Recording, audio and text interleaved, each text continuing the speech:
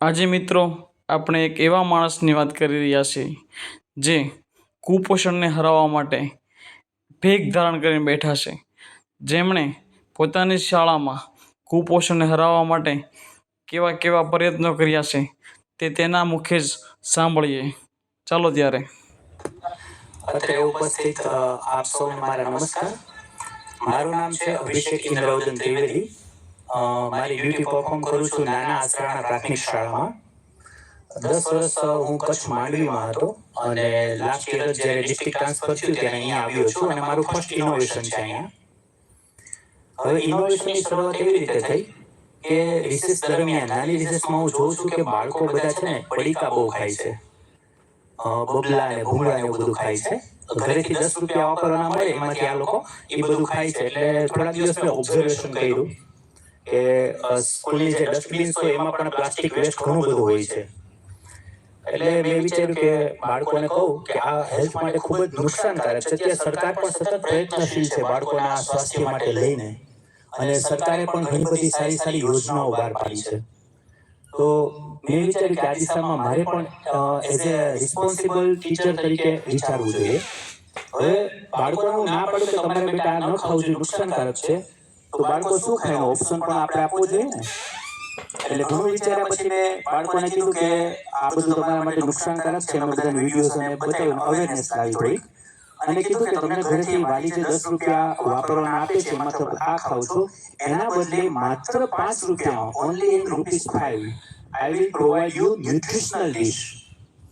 આ ન્યુટ્રિશનલ ડિશમાં શું શું હશે તો કે 3 થી 4 જાતના ફ્રૂટ્સ હશે, 3-4 જાતના સલાડ હશે, ફણગાવેલા મગ હશે અને માંડવીના દાણા હશે. આટલી વસ્તુ માત્ર 5 રૂપિયામાં તમને હું પ્રોવાઈડ કરીશ. એના માટે મિત્રો વહેલી સવારે હું મહુવા જાઉં છું. મહુવા જઈ અને હોલસેલ ભાવમાં આ બધી વસ્તુ ખરીદી કરી લઉં છું. ખરીદી કરી અને શાળાએ જ્યારે 10:30 વાગે જાઉં છું ત્યારે આ બધું મારી સાથે લઈ જાઉં છું અને અમે આ 2 કલાક બધી વસ્તુને પાણીમાં પલાળી રાખીએ છીએ. અને ત્યારબાદ મેં શાળાની દીકરીઓને એ રીતે ટ્રેન કરી છે. શરૂઆતમાં એમની સાથે રહેતો, હવે એ દીકરીઓ એવી ટ્રેન થઈ ગઈ છે કે ફટાફટ બધું સમારી અને બધી ડિશિસ તૈયાર રાખે છે. અને જે નાની રિસેસ પડે 3:30 વાગે ત્યારે બધી ડિશ છે એ રોમાં ગોઠવાઈ જાય છે ટેબલ ઉપર.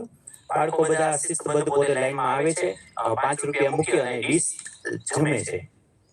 હવે તમે ડિશના તમે ફોટોગ્રાફ્સ જોશો, વિડીયો જોશો તો તમને ખ્યાલ આવશે કે આ ડિશ જો બાળક પોતે તૈયાર કરવા જાય તો 15 થી 20 રૂપિયામાં થાય મિનિમમ. એના બદલે માત્ર 5 રૂપિયામાં આપણે આ વસ્તુ પ્રોવાઈડ કરીએ છીએ અને શાળાના 95% વિદ્યાર્થીઓ આ ડિશનો લાભ લે છે. અને ડિશને આપણે વધારે સ્વાદિષ્ટ બનાવવા માટે થઈ અને એનો જે મસાલો આવે છે ફ્રૂટનો, એ પણ આપણે ઉપર આપીએ છીએ. હવે આના આઉટકમ્સની હું તમને વાત કરું. આ જે ન્યુટ્રિશનલ ડિશ છે આપણે વીકમાં 2 વાર રાખીએ છીએ, મંગળવારે અને ગુરુવારે. અને મોટાભાગના બધા બાળકો 95% વિદ્યાર્થીઓ આ ડિશનો લાભ લે છે. એના લીધે પ્લાસ્ટિક વેસ્ટનો ઘણો બધો ઘટાડો જોવા મળ્યો છે.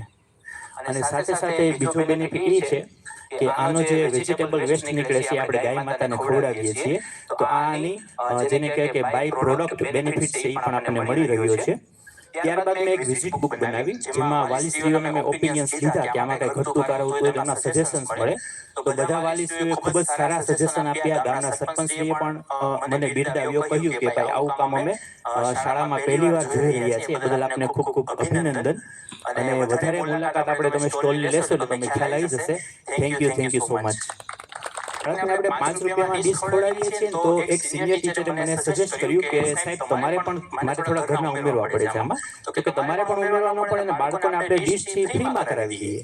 મેં કીધું આપણે બાળકોને નાનપણથી ફ્રીની ટેવ પાડવી નથી, બાળકને પણ આનું મૂલ્ય સમજાવવું જોઈએ. એટલા માટે આપણે માત્ર ટોકન ચાર્જ રાખેલ છે. Thank you. પીપર ખાઈને શ્રી નાના આસરાણા પ્રાથમિક શાળા, તાલુકો મહુવા, જિલ્લો ભાવનગર.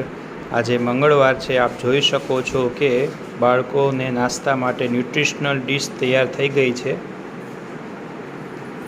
બાળકોને આવો પૌષ્ટિક નાસ્તો આપવા માટે શિક્ષકશ્રી દ્વારા ખૂબ મહેનત કરવામાં આવી છે.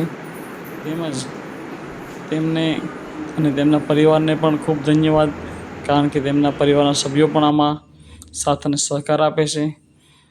શાળામાં વિદ્યાર્થીઓ તેની એક સિસ્ટમ ગોઠવી છે જેનાથી આ બધું એક સિસ્ટમિકલ થઈ રહ્યું છે. ચાલો તેને પણ આજે જોઈએ.